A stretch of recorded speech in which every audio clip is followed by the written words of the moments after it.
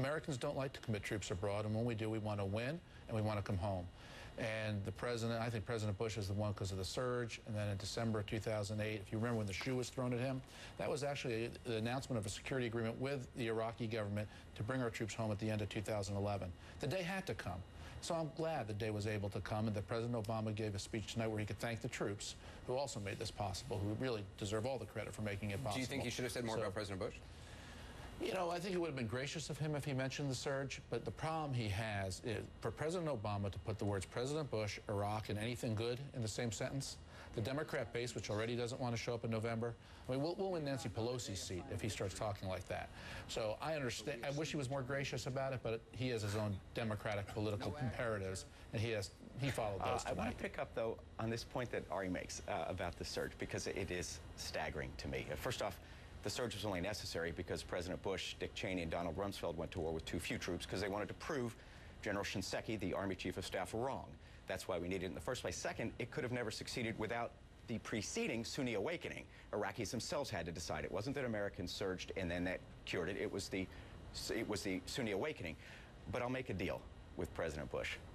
We'll give you all the credit for the surge if you take half of the blame for the lies that got us into this war, by which I mean Iraq Paul, is an, excuse me, Ari, by which I mean Ari himself saying Iraq was an imminent threat to America, by which the President of the United States saying there was a mushroom cloud that could become the smoking gun, by which I mean the threat of unmanned aerial drones that Saddam supposedly had that were going to come and gas America, the connections that they alleged, which were false, between Al-Qaeda and Saddam's regime. So, you know, there was so much that they got wrong about this.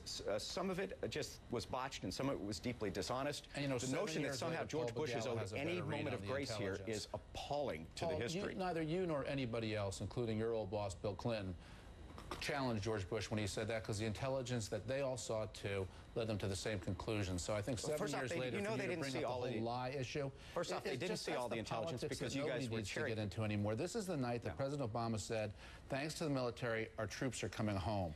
I was gracious enough to praise President Obama for saying that it's an appropriate moment for our country to bring them home and to welcome them home. But for you to say that President Bush lied about this, Paul, that is exactly the type of divisiveness we're trying to move beyond in this country, when you know as well as I do, he followed the intelligence that he was given by the CIA. He manipulated and cherry-picked the intelligence, Ari, as did Mr. Cheney, as did Mr. Rumsfeld, and that's why 4,427 Americans are dead. There's nothing to cherry-pick. That's everything we needed to know. When Dick Cheney said, as he did, that Saddam has long-established ties with Al-Qaeda, that the evidence is overwhelming, you know, the Iraq Study Group said no, that wasn't true. The 911 Commission report said Saddam had ties to Al-Qaeda. It's in the 911 Commission report. It said they weren't operational. And our point of view was never let them become operational. This is the thing. He was no threat to America. Ari himself, now you're changing your tune because you're recognizing the 911 Commission report agreed with what President Bush said. They said there were no operational links. There were none. That's correct. There were none, and we didn't want them to become them. Well, we don't want Canada to have operational links either. How about we go have Operation Kiss? This has been a catastrophe for America, a catastrophe for our armed services who served with such heroism. And for Mr. Fleischer to sit here and expect a pat on the back for his old boss, George W. Bush, it is appalling. It is, as we would say in Texas, I guess, it's chutzpah. Every time anybody loses their lives in the military, our nation suffers for it. Any one individual, anywhere. But the point is, we now have a new Iraq, an Iraq that has a chance to become a bastion of freedom, and hopefully an Iraq that can change the Arab Middle East so it's a more peaceful area where wars don't start. That's what Iraq now gives us a chance to do. And that's why I hope now with the 50,000 remaining troops, we will be successful and that we don't lose the peace in Iraq, which is now what this is about. And we have a diminished America, a depleted America, we have a divided America, and we have, tragically, military cemeteries that are filling up. That is Barack Obama. He is very much, it's odd, he is a kind of hard-headed realist from the Eisenhower, Nixon, Kissinger school. Eisenhower believed that if you commit the troops, you commit to win. He didn't. Look at Korea. He did not go in. He basically found a way of getting out of Korea. He didn't commit the troops on Korea. He wasn't the one who sent them in there. Neither did Barack Obama, in case you haven't noticed. He didn't commit the troops in Iraq. But was very careful where he went in, but he was always about, we need victory. But we need to stand up for it. Obama did not send troops into either. Both these wars began before him. He's trying to, in effect, manage them responsibly without creating open-ended engagements. I don't think that it is irresponsible. In fact, it is quite responsible for a president to draw some lines. But the reason we set a date in Iraq to come out now was we said if we set a deadline, it would force the Iraqis, would encourage the Iraqis to form their government and be self-sufficient. This deadline has not. Howard, thanks for joining us tonight, as always. And my big question is, what now? There's going to be more trouble in Iraq. President Obama is going to be president. How does he deal with the trouble without taking our troops back in? Well, Chris, that's the big question that was left unanswered by the speech. And I think it was even underscored and made more difficult a situation for the president by the strong rationale he gave for the war that is just supposedly ended. The president made it sound almost like the war was worth fighting. He said, among other things, we defeated a regime that terrorized its people. We helped the Iraqis seize the chance for a better future. Iraq now has the opportunity to embrace a new destiny. So not only was he declaring the end of combat, he hopes, but he was really laying the predicate for why we were there in the first place and almost making it more difficult for himself to avoid more combat in the future, if that's what's called for. If these were the goals we achieved, why would we want to give them up? I think he is twixt and in between. I think he was really challenged tonight. As a matter of fact, had I been giving him any advice, that speech was not necessary. If he had just stayed with that silence on the issue, beyond that, he would be better off. Now he's putting himself in a position where you are correct, Chris, and you're asking the question, what happens if the Shiites and the Sunnis start to do things? What happens if suddenly there are some people who are identified terrorists show up and start killing people again? The one thing that he said that rings true, this country in the world would be better off if that $1 trillion we've been spending over there and we've spent over there had gone for other purposes. Well, let's take a look at him on that very question of alternative costs, rather actually opportunity costs, they call it in economics, money that could have been spent elsewhere. How can he make the case we've got new resources to apply at home? Well, he can't. I thought this speech was, the more I look at it, the more I read it, Chris, the more confused I am. Yeah. I watched it when it was being given.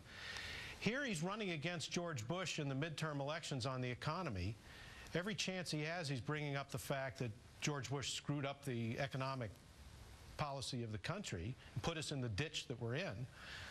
Yet, in effect, he's praising George Bush here for the mission that the president sort of said we've now accomplished. And what makes this interesting to me is, why is he doing this? Well, he's doing it out of respect for the troops. You've got to do that.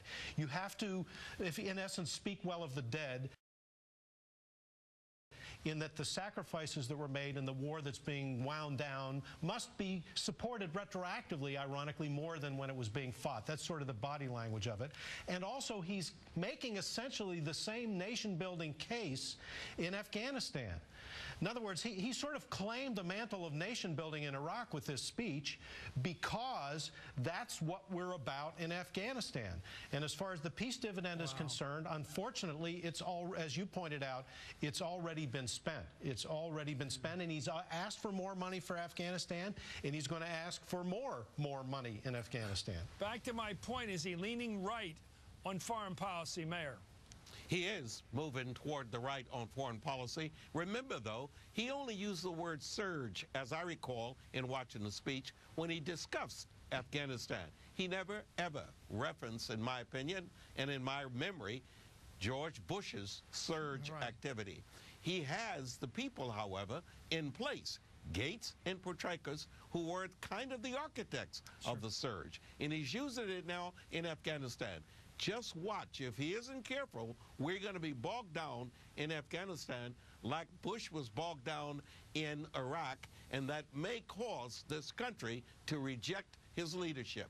Well, here he is talking about George W. Bush, who's got a book about to come out, and he's very soft on the former president. Rachel Maddow earlier this evening pointed out that she really didn't think that was the right thing to be, so supportive of a man he basically ran against when he ran for president in 2008 because he was challenging his policies on especially Iraq. It's well known that he and I disagreed about the war from its outset.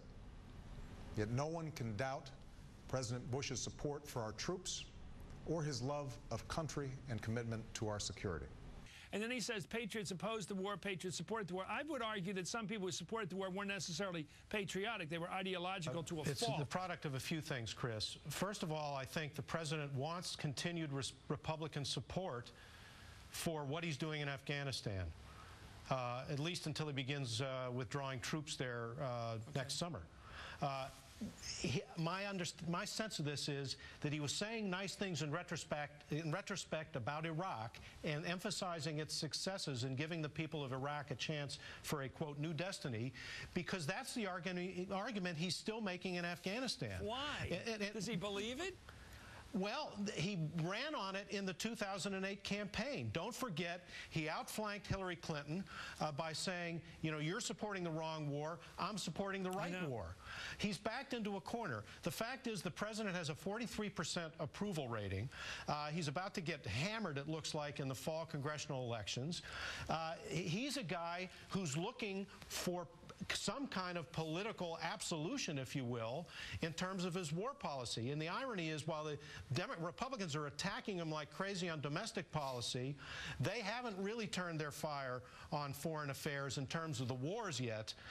Wait till they decide to do that. That's what he's trying to prevent from happening. I'm not going to fight over Iraq, but I will fight over Afghanistan, even though I don't believe in that one anymore and I do the first one. If Barack Obama had his way, he would have said no on the war in Iraq and no on the war in Afghanistan. You think? He did not want to be accused, however, of being totally a that's dove. what I think. Literally. He didn't want to be accused of being a dove. There's not one person on the liberal side of the aisle from advocacy standpoint that has anything to do with his war program and his foreign policy on war. Well, that's just the way it is. Howard,